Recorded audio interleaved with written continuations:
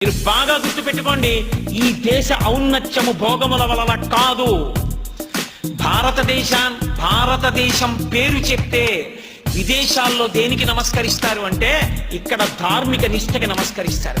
శరీరాన్ని కూడా లెక్క పెట్టకుండా తపస్సు చేసి తొడల కింద తేళ్లు జెర్రిలు కొరికేస్తే రక్తం అట్టలు కట్టిన ఆత్మయందు నిలబడిన భగవాన్ రమణుల పేరు చెప్పినందుకు భారతదేశానికి నమస్కరిస్తారు. ఒక రామకృష్ణ పరమహంస కంఠంలో రాసపుండు పుడితే కాళికాదేవిని అన్నపు మెతుకు నేను కాదు అందరూ తిన్నది నేను తిన్నది అని ఏ మహానుభావుడు అన్నాడో ఆ రామకృష్ణ పరమహంస వల్ల ఈ దేశానికి నమస్కరిస్తున్నారు.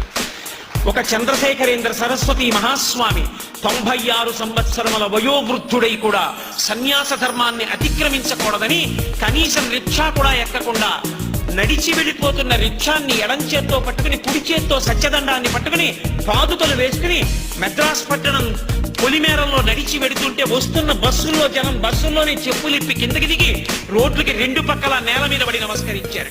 పరమాచార్య వల్ల ఈ దేశానికి గౌరవం వచ్చింది తప్ప భోగస్థానాల కోసం వెతుక్కుని కోట్లు లక్షలు సంపాదించి ఇవాళ కడితే రేపు పడిపోయేటటువంటి ఆనకట్టలు కట్టిన దౌర్భాగ్యుల వలన ఈ దేశానికి పేరు రాలేదు.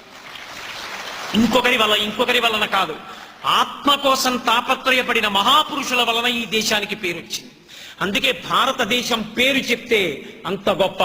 పోప్పంతటి వాడు విమానం కిందకి దిగుతూనే ఆఖరి మెట్టి మీద నిలబడి భారతదేశపు మట్టిని తీసి తల మీద చల్లుకుని భగవద్గీత పుట్టిన భూమి, ధర్మక్షేత్రమైన కురుక్షేత్రము వెలిసినటువంటి భూమి, అటువంటి పరమపావనమైన భారత భూమి మీద తిన్నగా కాలు పెట్టకుండా మట్టి చల్లుకు దిగుతున్నాను అనగలిగాడంటే ఈ దేశం యొక్క వైభవం ఇక్కడ ఉన్న సనాతన ధర్మపు జీవనాడిలో ఉంది. అటువంటి చోట ధర్మాన్ని విడిచిపెట్టి మిగిలినవన్నీ పట్టుకోవడం, దానికోసం ఈశ్వరుడి దగ్గరికి వెళ్ళి ఆయన్ని కోరికలు కోరడం ఎంత అసహ్యంగా ఉంటుందో కలియుగ ప్రారంభంలో నారదుడు చూపించాడు.